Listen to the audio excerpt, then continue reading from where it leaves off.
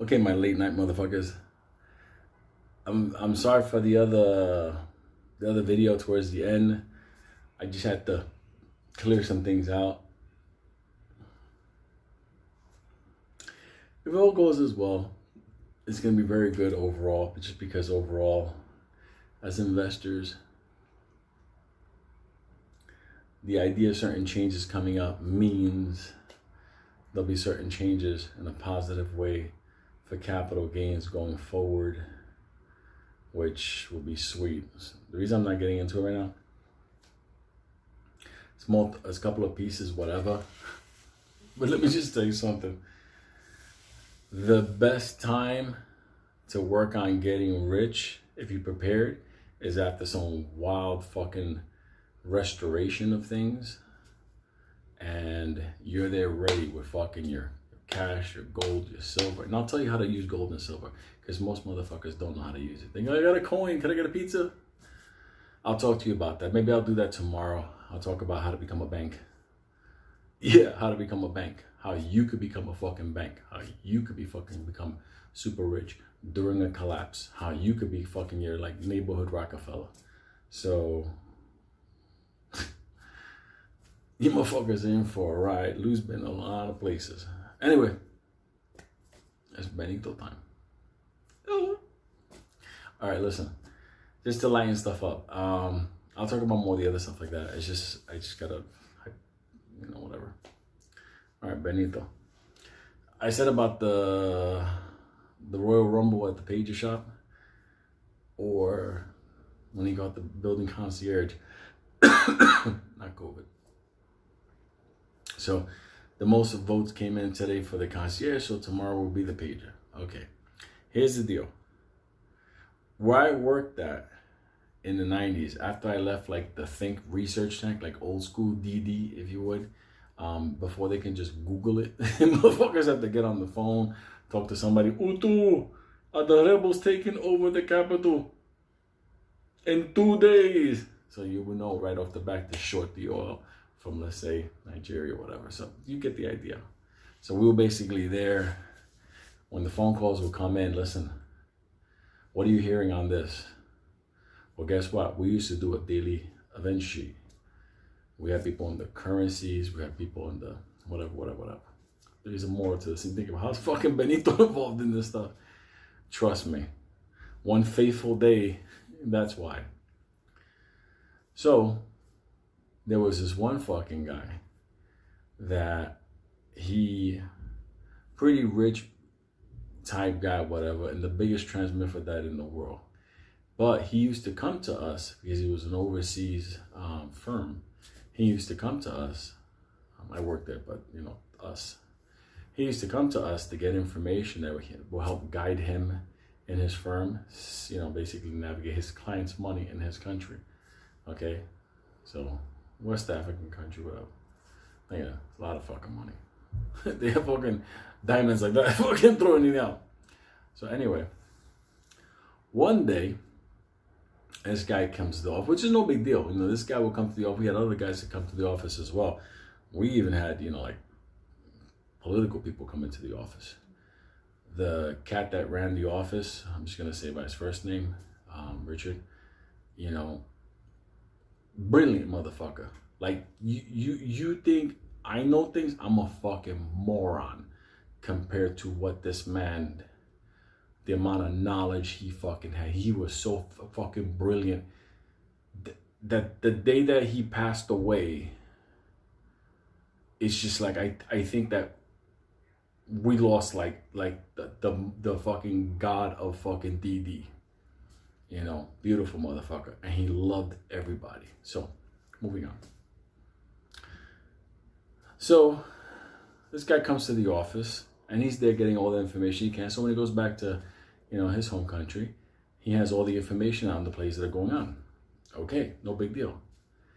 But while he's there, he's talking about it's possible that he's going to stay in New York for a couple of months because he just bought a penthouse. So that wasn't a strange thing. These guys had a lot of fucking money, and, it was like, all right, no problem. People talking, whatever.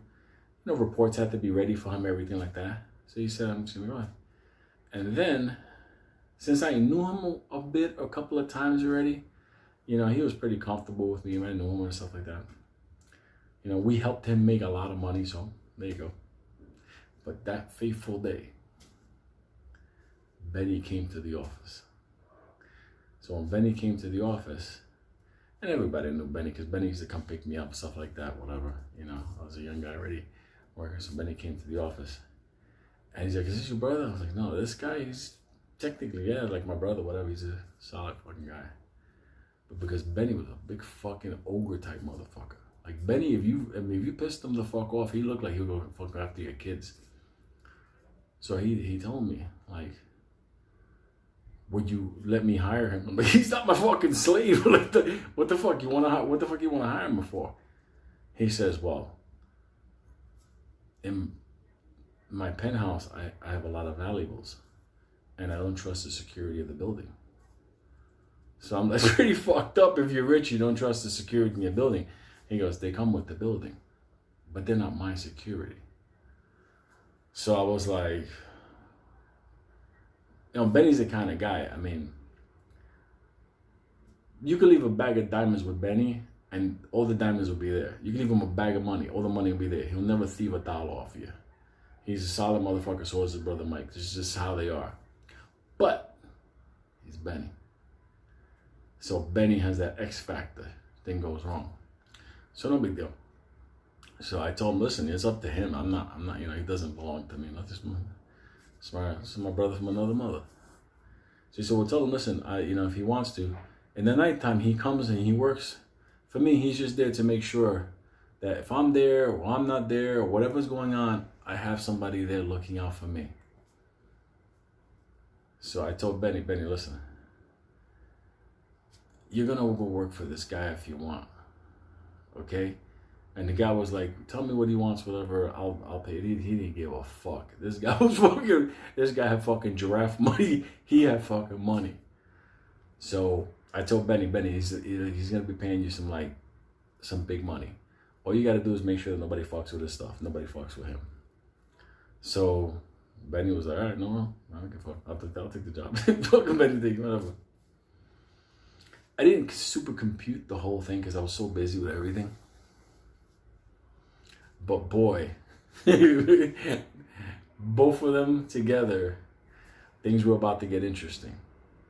This penthouse is one of these super luxury fucking buildings in New York. They first started emerging: the pool, the barbecue grill, the gym, the sauna, the valet downstairs for the car, indoor ground parking. It was the entertainment. It was the place. Okay. But Benny didn't belong in that fucking building. Not because Benny didn't have money. Benny had a heart of gold. He fucking belonged on top of the building. It's just Benny's way. It's just like, if you leave him unattended, things are going to go wrong. Things did start going wrong. First of all, I didn't know that our client was a full-fledged, like super duper, like fucking RuPaul, Elton John, Liberace type.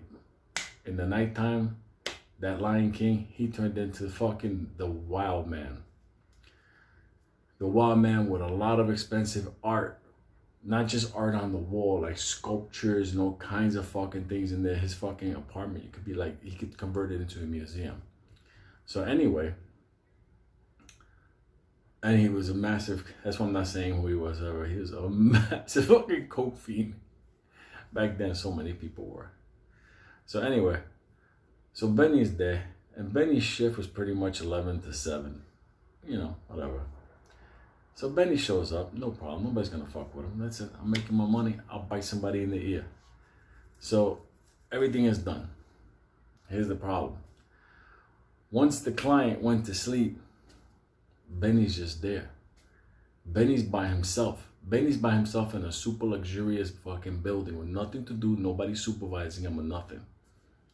And because he technically is like the #1 concierge, security, doorman, head of everything, because the #1 guy in the building is his boss. That's it. After the first night, I think Benny hung tight the first night. The second night, it was just like, that voice started to creep in him. Well, by the 5th or 6th night, Benny became a resident of the building. Benny fucking started going to the fucking gym, fucking working out in the nighttime, fucking lifting weights, fucking out there like fucking like getting ready for a Rocky fight, fucking swimming in the pool, fucking doing laps and fucking backstrokes. He's down there, he's in the fucking sauna, saying, "Oh my God, this is great for the skin." Benny got so fucking crazy, he started showing up to work with a cooler full of fucking hamburger meat and buns and all kinds of stuff. And he was running his own fucking burger grill type business from there. So you would call him, he'll pick up the phone, "How many burgers you want?" And he even had a cat delivering them. He took over the building. He had a couple of fucking guys downstairs washing cars. So in the nighttime, this was supposed to be for the clients. So their cars come in, their cars are valeted and cleaned and everything. So in the morning, that car rolls out, that car is mint. Well, guess what? Benny said, "Well, it's a waste of soap, so it's time to get somebody on it." So in the nighttime, he had cars coming down, $5 fucking wax on, wax off. He was fucking doing the whole thing. He knew which apartments were empty, and he was fucking having parties. Like, think about parties with fucking lights flashing and motherfuckers wearing all kinds of feathers, and it looked like a club in there. And it wasn't just one apartment. He had multiple apartments, multiple layers of fucking chambers of fucking wildness. Benny took over the building, and there was nothing that could stop him.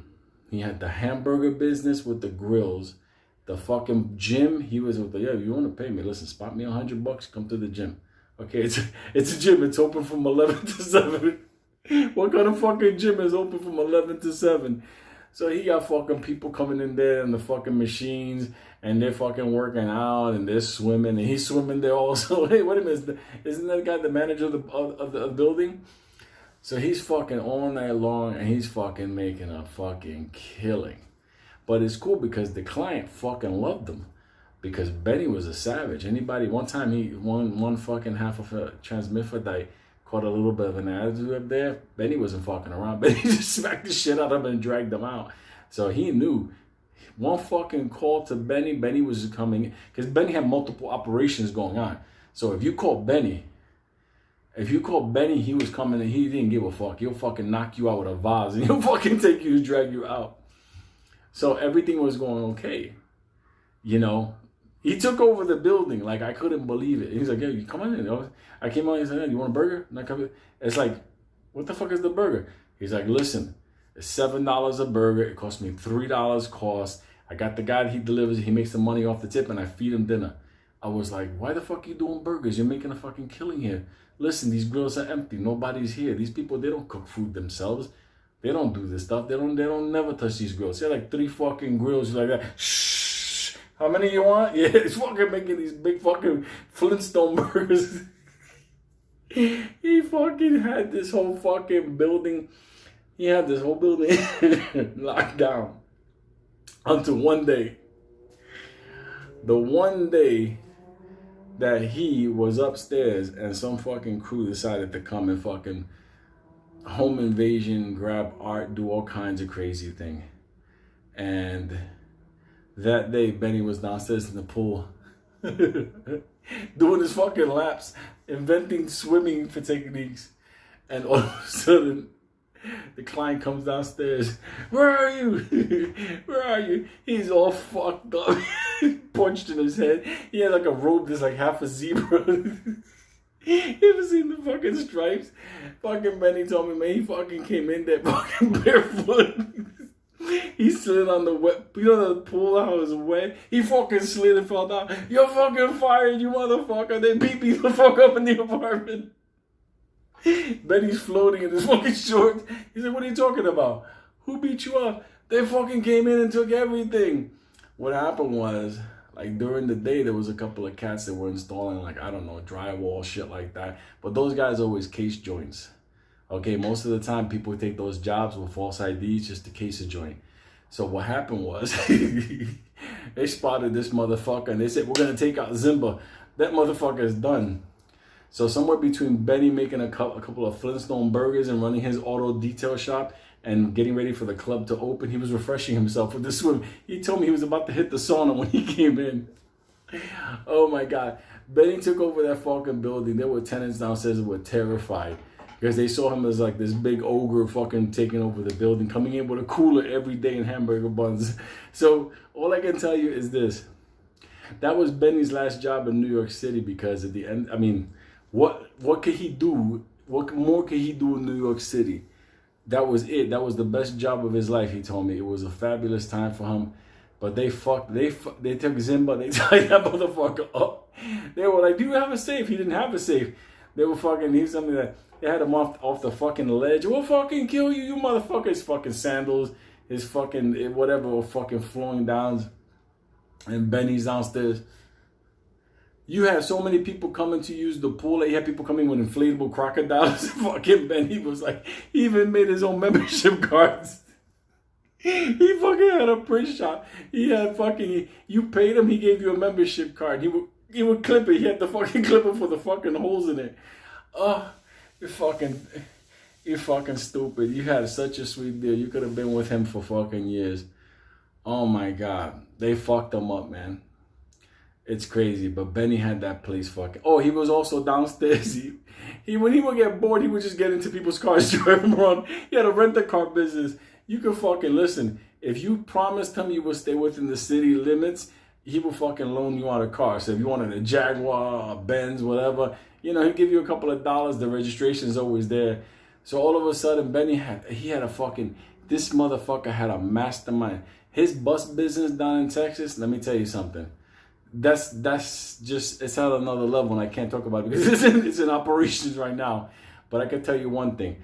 The mind of that motherfucker was beyond anything anybody could ever see. With the proper training and grooming, that motherfucker could have ran like 8 fucking Fortune 5s. So, fucking incredible, man. The fucking building was Zimba. And when he lost his job, he's like, what do you think? You think he's still mad at me? I'm like, that motherfucker wants to kill you. Fucking the hamburger business. But I can say one thing, those fucking hamburgers were fucking incredible. So, hope you enjoyed his fucking concierge days. I tell you, at first, he was fucking perfect. It's just you can't. You left him alone for a couple of days. How much could a guy be in the hallway? Let me fix this painting. Is it level? After that, it was full-fledged. He was gone. So, I hope you motherfuckers enjoy that because Benny could be a sitcom. You know, Mike is bad, but Benny himself, they could make a sitcom just out of Benny. And these are abbreviated Benny stories. This is nothing. The Beeper story I'll tell you tomorrow, but I'm just gonna say one thing. When you think like, how many Benny? There's Benny. I grew up with Benny since I was 4 years old. So it's a lot of years. I'll tell you about the time Benny went in for unemployment and he got into a fight. You know, unemployment is technically your money. So when you get fired or something, you gotta pay it back. Well, they tried to make him feel like he was taking the money and it was their money. And he was like, that's my money. It's my money. She's like, no, it's not. It's the state of New York's money. Let me tell you something. On his first day reporting to fill out the paperwork for that, he got arrested fucking finally, which is hilarious because you go to court. He said, what exactly were you doing there? I was collecting unemployment. Why were you fighting? Because they didn't want to give me my money. Well, what money are you talking about? My money, the unemployment money. But you were there to file it. Listen, just don't tell me that my money is not my money. Oh my God, his bail went on $500 more for that conversation. So that motherfucker, I will talk to any screenwriter. I will sell his stories for free. No, but they pay his father. His father manages his money. Because at the end of the day, that man is a walking comedy show forever. So, remember when you were on the train, he was on that, fuck you! And all of a sudden, boom, boom, the fucking door opened up, fucking. Oh my God, fucking Mike bit that fucking homeless guy. It's funny though because I remember Mike bit a lot of fucking kids when we were little. So for us, it was normal. But like, you bit a homeless dude. And it was like, it doesn't register. I think Mike, after he does a couple of punches, whatever, it's like his brain goes, he just starts to fucking bite you. So that was fucking, I can't, man. All right, motherfuckers, good night. Tomorrow, Saturday, we'll talk and everything, okay? Stupid people making me say about Benny stories. So you guys got to remind me of stories that I say that I'm going to say, and I just don't remember because it's my life, so I don't remember shit. Nothing scripted here, so. All right. If you ever see something called Benny's Burgers, call 1-800 my cell phone. You know what the fuck that is. Melania, don't buy Benny's Burgers. No, fuck it. Benny's Burgers are fucking great. I told him he should get a truck. I could send him a ton of fucking business. Love you, motherfuckers. Good night. Talk to you tomorrow.